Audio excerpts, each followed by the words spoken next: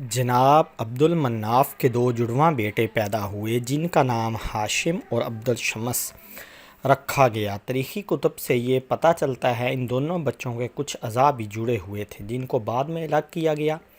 جب یہ بات نجومیوں تک پہنچی تو انہوں نے پیشگوئی کی کہ ان دونوں کی اولادیں ہمیشہ رنجش میں رہیں گی اور ایک دوسرے سے آگے نکلنے کی دوڑ میں لگی رہیں گی۔ ہاشم سے عبد المطلب پیدا ہوئے اور ان کی اولاد حضرت عبداللہ جو کہ نبی کریم حضرت محمد صلی اللہ علیہ وآلہ وسلم کے والد گرامی تھے، ابو طالب جن سے شیر خدا حضرت علی پیدا ہوئے، اور حضرت عباس تھے، یہی بنو ہاشم کہلائے۔ ہاشم کے جڑواں بھائی عبد شمس سے امیہ پیدا ہوئے اور امیہ کے دو بیٹے عرب اور ابو حساس تھے، اور عرب سے ابو سفیان اور معاویہ اور یزید تھے، جبکہ ابو حساس سے حاکم عفان، حاکم سے مروان عبد المالک، یزید کے بعد بنو امیہ کے سارے مروان بن حاکم سے ہی تھے۔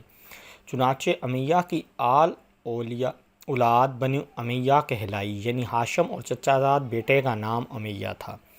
جناب ہاشم اور امیہ کے درمیان پہلی چکلش کعبہ کی تولید پر ہوئی۔ اسی طرح حضرت عبد المطلب ابن ہاشم اور حرب ابن امیہ میں ساری زندگی جنگ کی سی کیفیت رہی، جو کہ تمام تاریخی کتب میں موجود ہے، لیکن مکہ میں بنو ہاشم ایک دینی گھرانے سے مشہور ہوئے کیونکہ انہی کے پاس کعبہ کی تولید تھی، جبکہ بنو امیہ مکہ کے دیگر قبائل پر اپنی جنگی قابلیت کی وجہ سے حکمرانی میں رہنے لگے۔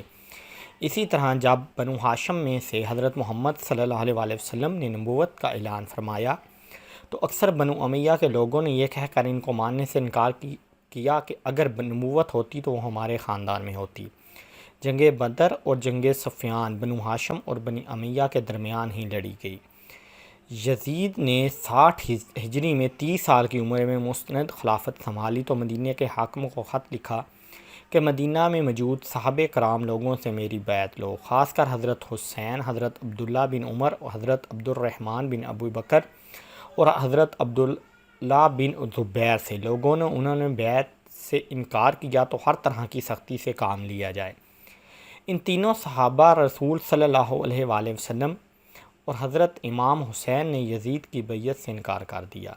یزید کی حکومت اسلامی اصولوں کے مطابق نہ تھی، لیکن یزید دن رات اسی تنگ و دو میں لگا رہا کہ کسی طرح نواسہ رسول صلی اللہ علیہ وآلہ وسلم سے بیعت حاصل کر لے، کیونکہ ان کی بیعت نہ کرنے سے کبھی بھی ان کی حکومت سنبھل نہ پائے گی۔ جب مدینہ میں حالات خراب ہونے لگے، شر اور فساد پھیلنے کا خطرہ بڑھا، تو امام عالی مقام نے مدینہ سے ہجرت کا ارادہ کر لیا۔ آپ نے رات کے وقت اپنی والدہ حضرت فاطمہ علیہ السلام اور بھائی حضرت حسن کی قبروں پر حاضری دی اور 28 رجب کو رات کے وقت اپنے خاندان اور صحابہ رسول کے ساتھ مکہ کی طرف سفر شروع کر دیا۔ 5 روز کا سفر کرنے کے بعد قافلہ 3 شعبان کو مکہ میں داخل ہوا، جہاں پر آپ کا شاندار استقبال کیا گیا۔ مکہ میں قیام کے دوران لوگ رسول خدا صلی اللہ علیہ وآلہ وسلم کے نواسے سے فیض حاصل کرنے کے لیے روانہ قطار در قطار روز حاضر ہوتے۔ 10 رمضان کو حضرت امام حسین کے پاس عبداللہ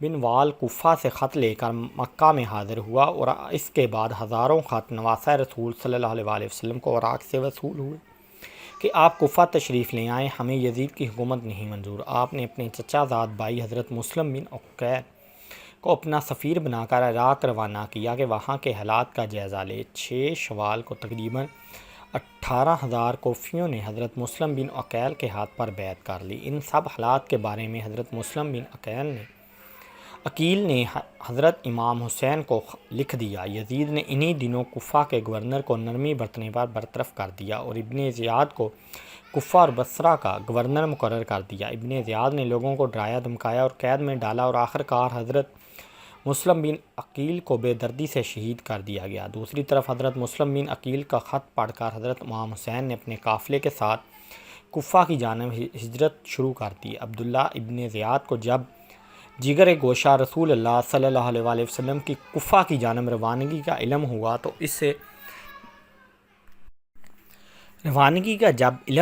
اس نے حسین بن تمیم کو 4000 کا لشکر دے کر قادسیہ کی جانب روانہ کیا کہ ان علاقوں کی سخت نگرانی کی جائے۔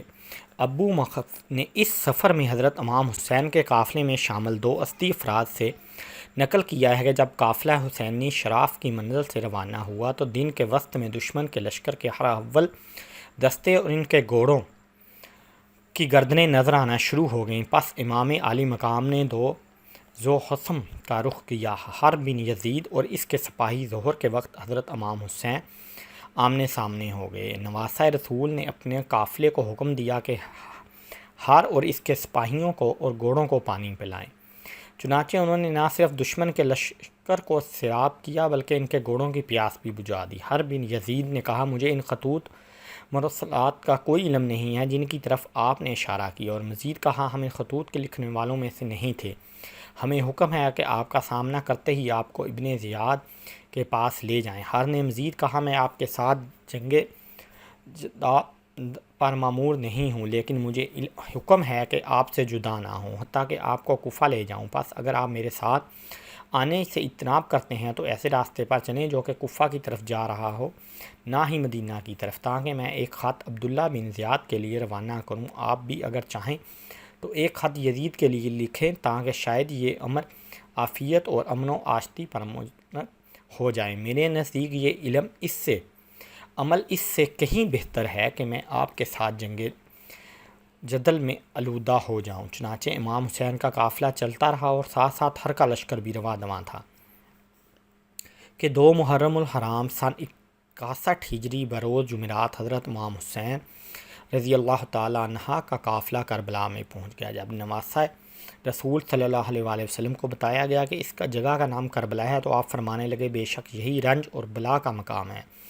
جب ابن زیاد کو پتہ چلا کہ نواسہ رسول صلی اللہ علیہ وآلہ وسلم کوفہ کی جانب رواں دواں ہیں تو اس نے حرب بن یزید کو سپاہی دے کر اس کا رستہ روکنے کے لیے بھیج دیا اور اس کو حکم دیا کہ ان کو کسی ایسی جگہ پر پڑاؤ ڈالنے پر مجبور کرے جہاں پانی قریب نہ ہو۔ اس کے بعد عمر بن سعد کو ایک جلیل لشکر دے کر حضرت امام حسین کی طرف روانہ کیا۔ عمر بن سعد کو کوفہ فوج کا کربلا میں سپہ سالار تھا، جو کہ خون ریزی بچنے اور پرامن حل نکالنے کے در پہ تھا۔ ادھر کوفہ کے گورنر عبداللہ ابن زیاد کو شمر نے جنگ کے لیے اکسایا اور بالآخر 9 محرم 61 ہجری کو ابن زیاد نے شمر کو 4000 سپاہی دے کر کربلا بھیج دیا۔ ساتھ ایک دھمکی آمیز خط بھی تھا، عمر بن سعد، اگر تم حسین سے بیعت لے لو تو کوفہ روانہ کر دینا، نہیں تو ان سے جنگ کرو، اگر تم جنگ کے لیے راضی نہیں تو کمان شمر کے حوالے کر دو۔ شمر نے حضرت عباس کو کہا کہ میں ابن زیاد کی طرف سے عباس تمہارے اور تمہارے بھائیوں کے لیے امان نامہ لکھوا لایا ہوں، اس لیے تم یہاں سے جا سکتے ہو۔ پس یہ سننا تھا کہ حضرت عباس کا چہرہ مبارک سرخ ہو گیا۔ آپ نے امان نامہ پکڑا اور اس کے 2 ٹکڑے کر دیے اور فرمایا کہ ہمت ہے تو مجھ سے مقابلہ کرو، تم لوگ چاہتے ہو کہ میں نواسہ رسول صلی اللہ علیہ وآلہ وسلم سے غداری کروں۔ چنانچہ شمر اور ابن زیاد اپنے مقصد میں کامیاب نہ ہو سکے۔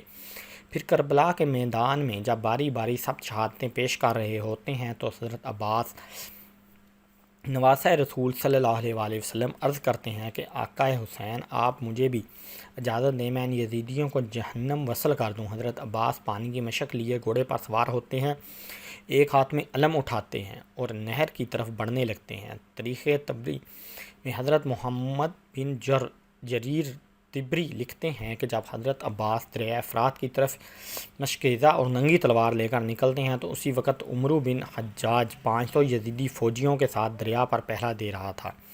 کربلا کا تپتا صحرا ہے، سورج اپنی آب و تاب سے چمک رہا ہے۔ جب پہرے داروں نے ایک شاہ سوار کو ننگی تلوار کے ساتھ آتے دیکھا تو فوج میں ہلچل مچ گئی۔ تاریخ گواہ ہے کہ حضرت عباس نے 133 یہودیوں کو چیر ڈالا اور دریا پر پہنچ گئے۔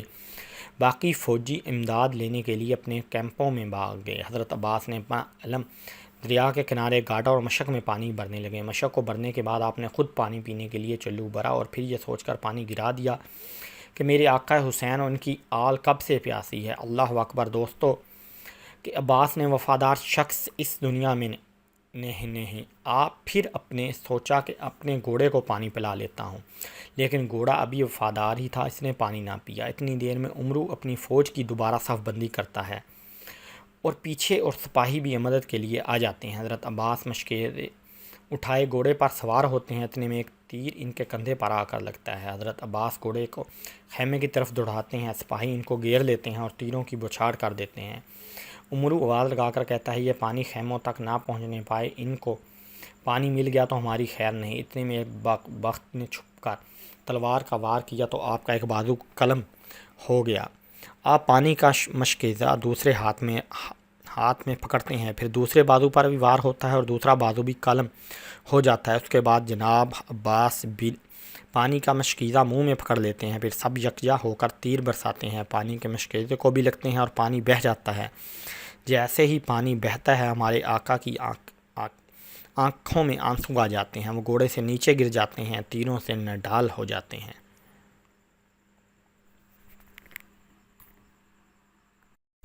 یزیدی فوج فتح کے نعرے لگاتے ہوئے واپس ہو جاتے ہیں۔ جب امام حسین حضرت عباس کو گرتا دیکھتے ہیں تو وہ انہیں کی طرف بڑھتے ہیں اور آ کر حضرت عباس کا سر مبارک اپنی گود میں لے لیتے ہیں۔ حضرت عباس پہلی دفعہ حضرت امام حسین کو اپنا بھائی کہہ کر پکارتے ہیں اور معافی مانگتے ہیں کہ میں معصوم سکینہ کے لیے پانی نہ لا سکا۔ آپ کی روح مبارک در فنا سے دارالبقاء کی طرف کوچ کر جاتی ہے۔ ابو الفرج اصفہانی اس طرح روایت نقل کرتے ہیں کہ علی اکبر جب میدان میں جاتے ہیں تو امام عالی مقام حضرت حسین فرماتے ہیں، اے اللہ گواہ رہنا، ابھی جو میدان میں گیا ہے وہ تمام لوگوں میں سے سب سے زیادہ رسول اللہ صلی اللہ علیہ وآلہ وسلم سے مشابہ ہے، اسے جلد سے جلد اپنے نانا رسول خدا کے ہاتھوں جام کوثر سے سیراب کرنا۔ نواسہ رسول حضرت امام حسین مقتل کی طرف بڑھے کہ اپنے بیٹے کی جنگ کا نظارہ کریں تو وہ دشمن پر کس طرح چپکتا ہے، لیکن لشکر یزید میں اتنا گرد و غبار چھایا ہوا تھا کہ امام عالی مقام داد شجاعت ہوتے علی اکبر کو نہ دیکھ سکے۔ امام عالی مقام آرزومند تھے کہ دیکھیں کہ میرا بیٹا کس طرح راہ حق میں استقامت کا گوہے گراں ثابت ہوتا ہے، کس طرح یزیدی لشکر پر وار کرتا ہے۔ شجاعت حیدری کے پیکر علی اکبر برق رعد بن کر یزیدی عساکر پر حملہ کر رہے تھے، صفوں کی صفیں الٹ رہے تھے۔ لشکر یزید جس طرح دوڑتا، امام عالی مقام سمجھ آتے کہ علی اکبر اس طرف داد شجاعت دے رہا ہے، اسی طرح سمتوں کا تعین ہوتا رہا۔ یزیدی سپاہی وصل جہنم ہوتے رہے، علی اکبر میدانہ وار جنگ کر رہے تھے، 3 دن کے پیاسے تھے، گرد و غبار سے فائدہ اٹھا کر گھوڑے کو ایڑی لگا کر واپس آئے۔ عرض کی، ابا جان اگر ایک گھونٹ پانی مل جائے تو تازہ دم ہو کر بدبختوں پر حملہ کروں۔ فرمایا، بیٹا میں تمہیں پانی تو نہیں دے سکتا، میری زبان کو چوس لو۔ امام عالی مقام رسول اللہ صلی اللہ علیہ وآلہ وسلم کی اپنی زبان خشک ہے۔ امام عالی مقام نے اپنی زبان مبارک علی اکبر کے منہ میں ڈال دی کہ بیٹا اسی طرح نانا جان اپنی زبان میرے منہ میں ڈالا کرتے تھے، شاید وہ میرے منہ میں اپنی زبان آج کے دن کے لیے ڈالتے تھے۔ علی اکبر نے اپنے بابا کی سوکھی ہوئی زبان چوسی، ایک نیا حوصلہ اور ولولہ ملا، پلٹ کر پھر لشکر یزید پر حملہ کر دیا اور بہت سے دشمنوں کو جہنم وصل کیا۔ اچانک لڑتے لڑتے آواز آئی، ابا جان مجھے تھام لیجئے۔ حضرت امام حسین رضی اللہ تعالیٰ عنہ سمجھ گئے کہ جوان سال بیٹے کی شہادت کی گھڑی آ گئی، دوڑ کر علی اکبر کی طرف آئے، قریب ہو کر دیکھا تو ہم شکل پیغمبر علی اکبر زمین پر تھے۔ لشکر یزید کے کسی بدبخت سپاہی کی برچھی علی اکبر کے سینے میں پوست ہو چکی تھی۔ یزیدی لشکر جیت کے نعرے بلند کرتے ہوئے واپس لوٹ رہے تھے۔ امام عالی مقام زمین پر بیٹھ گئے اور اپنے زخمی بیٹے کا بوسہ لیا۔ جسم زخموں سے چور ہے، کوئی جگہ نہیں جہاں تلوار کا نشان نہ ہو۔ حضرت علی اکبر نے کہا، ابا جان اگر یہ برچھی میرے سینے سے نکال دیں تو پھر دشمن پر حملہ کروں۔ امام عالی مقام نے ایک دفعہ بیٹے کے سینے میں لگی برچھی کو دیکھا اور ایک دفعہ آسمان کی طرف نظریں اٹھائیں، جیسے کہہ رہے ہوں کہ یہ کام تو بیٹے پر چھری چلانے سے بھی زیادہ مشکل ہے، لیکن تاریخ گواہ ہے کہ حضرت امام نے اپنے بیٹے شبیہ مصطفیٰ صلی اللہ علیہ وآلہ وسلم شہزادہ علی اکبر کے سینے سے جب برچھی نکالی تو خون کا فوارہ آپ کے چہرے عطر پر پڑا۔ ادھر شہزادہ نے آخری بری اور روح قفس انصری سے پرواز کر گئی۔ شیر خدا کے شیر اپنے تمام اثاثے لٹانے کے بعد خود گھوڑے پر سوار ہوتے ہیں۔ حضرت بی بی زینب رکاب تھامتی ہیں۔ یزیدی لشکر جب تلوار حیدری کو میدان میں دیکھتے ہیں تو ایک دفعہ ہلچل مچ جاتی ہے۔ وہاں موجود ہر شخص جانتا ہے کہ نبی صلی اللہ علیہ وآلہ وسلم نے فرمایا تھا، حسین مجھ سے ہے اور میں حسین سے ہوں، لیکن بدبختوں کی آنکھوں پر لالچ اور طمع نے پردہ ڈال رکھا تھا۔ ہر کوئی دربار یزید میں اونچا مقام اور انعام کرام حاصل کرنا چاہتا تھا، لیکن تاریخ نے ایسی بزدل فوج نہ دیکھی۔ سبھی ایک دوسرے کا منہ دیکھ رہے ہیں کہ شہسوار کربلا کا مقابلہ کون کرے گا۔ جیسے ہی امام علی مقام میدان کی طرف بڑھتے ہیں تو شمر کہتا ہے، دور سے ہی تیر چلانا شروع کر دو۔ امام علی مقام کو تیر لگ چکے ہیں۔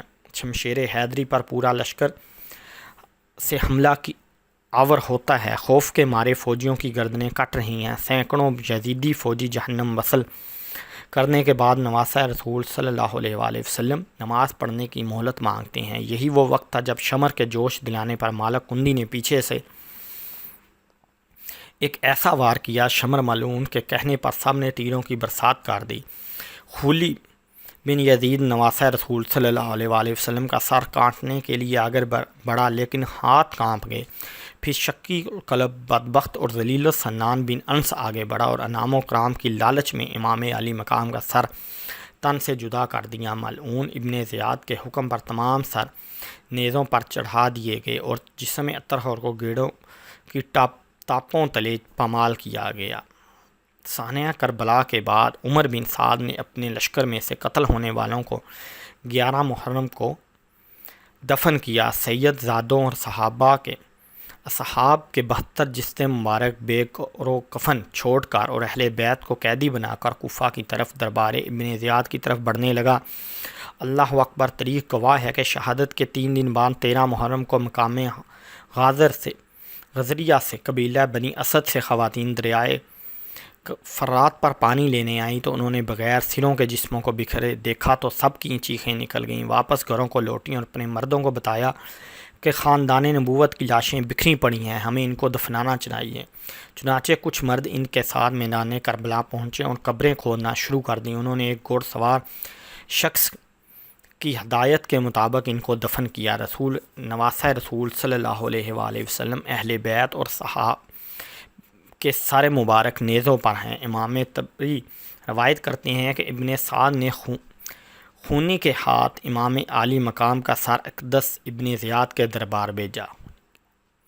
خولی جب کوفہ پہنچا تو رات کا وقت تھا، اس لیے وہ سر مبارک کو اپنے گھر لے گیا اور ایک برتن میں ڈانپ دیا۔ سر مبارک کو دیکھ کر اس کی بیوی سخت ناراض ہوئی کہ یہ تم نے کیا ظلم کر دیا ہے۔ وہ بیان کرتی ہے، خدا کی قسم میں نے دیکھا کہ ایک نور برابر آسمان سے اس برتن تک ستون کی مانند چمک رہا تھا اور میں سفید پرندے دیکھے جو برتن کے ارد گرد منڈلا رہے تھے۔ اسیران کربلا اور نواسہ رسول صلی اللہ علیہ وآلہ وسلم کے سر مبارک کو ابن زیاد کے دربار میں پیش کیا گیا۔ عبداللہ ابن زیاد کی سیدہ حضرت زینب سے گفتگو اور آپ کے دیے جانے والے جوابات بھی تاریخی کتابوں میں نہایت پرسوز انداز میں لکھے ہیں۔ حضرت زینب اور عبداللہ کی باہمی گفتگو دربار میں موجود حاضرین پر نہایت اثر انداز ہوئی۔ کوفہ میں ہونے والے دلخراش واقعات میں سے ایک واقعہ یہ ہے کہ عبداللہ کے پاس جب سید الشہداء حضرت امام حسین کا سر پیش ہوا تو اس نے اپنے ہاتھ میں موجود چھڑی کے ساتھ آپ کے ہونٹوں اور دانتوں کی بے حرمتی کی تو دربار میں موجود صحابی رسول خدا زید بن ارقم رضی اللہ تعالیٰ عنہ یہ گستاخی دیکھ کر رونے لگے اور کہنے لگے، اس چھڑی کو ان ہونٹوں سے اٹھا لو، خدا کی قسم میں کئی مرتبہ ان ہونٹوں پر رسول صلی اللہ علیہ وآلہ وسلم کو بوسہ لیتے ہوئے دیکھا ہے۔ عبداللہ یہ سن کر چیخ اٹھا، خدا تجھے رلائے، کس چیز پر آنسو بہاتے ہو؟ فتح پر آنسو بہاتے ہو؟ خدا اگر میں یہ نہ جانتا ہوتا کہ تمہاری عقل ظاہر ہو چکی ہے تو میں تمہاری گردن اڑا دیتا۔ حضرت زائد نے جب یہ سنا تو دربار سے نکل گئے۔ اس کے بعد عبداللہ ابن زیاد نے کربلا کے قافلے کو شہداء کے سروں کے ساتھ شمر و طارق بن محفر کی قیادت میں یزید کے محل کی طرف شام روانہ کر دیا۔ تاریخ گواہ ہے کہ شام میں جب قافلہ پہنچا تو وہاں جشن کا سما تھا۔ سرا بن قیس نے نمائندگی کرتے ہوئے واقعہ کربلا کی ساری تفصیل یزید کو سنائی۔ ایک سونے کے تشت میں حضرت امام حسین کے سر مبارک کو یزید کے سامنے پیش کیا گیا۔ یزید نے جب نواسہ رسول صلی اللہ علیہ وآلہ وسلم کے سر مبارک کی توہین کی تو وہاں موجود حاضرین نے اعتراض کیا، جس میں قابل ذکر یحییٰ بن حاکم اور صحابی رسول حضرت عبد البریزہ سلمی تھے جن کو یزید نے اپنے محل سے نکال دیا۔ اس کے بعد دختر سید کائنات حضرت زینب نے ایک طریق ساز خطبہ یزید کے دربار میں دیا، جس سے وہاں موجود لوگوں کے دل لرز اٹھے۔ یزید جب پشیمان ہوا تو اس نے قافلے کو قید میں ڈال دیا۔ مدینے کے لوگوں کو واقع کربلا کی خبر مل چکی تھی۔ جیسے ہی قافلہ مدینے پہنچا تو وہاں قیامت برپا ہو گئی۔ حضرت امام زید العابدین کی نظر روضہ رسول صلی اللہ علیہ وآلہ وسلم پر پڑی تو آپ بس اتنا کہہ سکے، یا رسول اللہ صلی اللہ علیہ وآلہ وسلم، اپنے نواسے کا سلام قبول فرمائیے۔ بس اس کے بعد مدینہ میں ایک نہ تھمنے والے آنسوؤں کا سیلاب آ گیا۔